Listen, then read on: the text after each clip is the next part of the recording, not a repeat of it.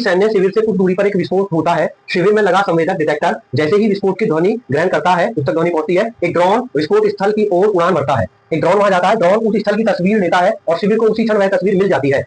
तत्काल एक अन्य ड्रोन उस स्थल के लिए उड़ान भरता है और वह भी उस स्थल पर पहुंचते ही तस्वीर भेजता है। ये जो तस्वीरें क्रमशः 5:02 और 5:05 पर मिली थी। यदि ड्रोनों की चाल 30 मीटर पर सेकंड है तो विस्फोट कितने बजे हुआ था? ध्वनि की चाल दिया हुआ 300 मीटर पर सेकंड। तो देखिए यहाँ पर दो स्थान है, एक स्थान है जहां पर शिविर है और दूसरा स्थान है घटना स्थल जहां पर विस्फोट हुआ है। तो ये विस्फोट स्थल, इन दोनों के बीच का हमने दूरी मान लिया d दूरी है। तो अब देखिए सबसे पहले क्या हुआ, यहाँ पर विस्फोट हुआ, विस्फोट से साउंड पहुंचा शिविर तक, यहाँ पर ये साउंड पहुंचा है, ध्वनि पहुंची है, इस डायरेक्शन में पहुंची है ध्वनि, और कितना समय लिया, मान लीजिए t1 समय लिया है ध्वनि ने यहाँ से यहाँ तक पहुंचने में। उसके बाद फिर यहाँ से उड़कर एक ड्रोन जाता है और वो कहाँ पहुंच जाता है, विस्फोट स्थल पर। यहाँ जाते हुए तस्वीर यहाँ भेजता, तत्काल शिविर को मिलती है। जैसे ही उसने तस्वीर भेजी तो यहाँ से तस्वीर भेजा था वो 5:02 PM पर भेजा, और जैसे ही इसको तस्वीर मिलती है एक दूसरा ड्रोन, ये ड्रोन नंबर 1 था, और एक दूसरा ड्रोन यहाँ पहुंच जाता है और वो भी तस्वीर भेजता है। वो जो तस्वीर भेजता है 5:05 पर। तो पहले ने तस्वीर भेजी, दूसरे ने तस्वीर भेजी, ड्रोन D2 ने तस्वीर भेजी, दोनों के लिए कितना अंतर है, 3 मिनट का। 3 मिनट बाद तो कुल मिलाकर इस ड्रोन D2 ने पहुंचकर ही तो वहां तस्वीर भेजी,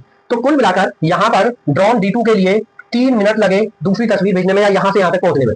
यहाँ से यहाँ तक पहुंचने में कितना टाइम लगा, 3 मिनट। तो ड्रोन D2 के लिए मैं प्रयोग करता हूँ चाल बराबर, यहाँ सूत्र लगेगा चाल बराबर दूरी बटा समय। आप सभी जानते हैं चाल बराबर दूरी बटा समय। तो चाल कितनी थी, ड्रोन की स्पीड कितनी दी हुई है 30, दूरी कितनी है d, हम मानते चले d दूरी है ये, और समय कितना लिया है इसने 3 मिनट 180 सेकंड। तो यहाँ से यदि मैं d पता लगाऊं तो हो जाएगा 30 गुना 180 सेकंड, 30 गुना 180 सेकंड। अब देखिए इन्होंने पूछा था कि विस्फोट कब हुआ। जब यहाँ विस्फोट हुआ तो विस्फोट में एक तो यहाँ से ध्वनि यहाँ पहुंची, साउंड पहुंचा, तो कितना समय लिया t1।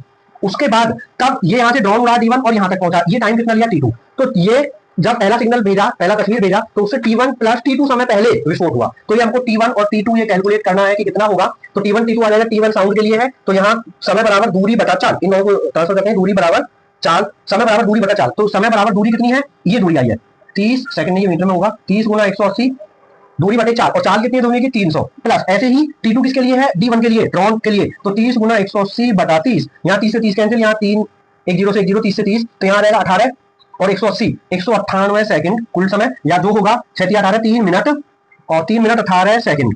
तो जब पहला जो हमको ये तस्वीर मिली, इससे 3 मिनट 18 मिनट पहले विस्फोट हुआ, तो यदि समय निकालेंगे तो कौन सा समय आएगा इनमें से, ये समय आ जाएगा 4:58 सेकंड। इसमें से 5:02 में से 3 मिनट 18 सेकंड माइनस कर लीजिए, यही समय आने वाला है। ओके।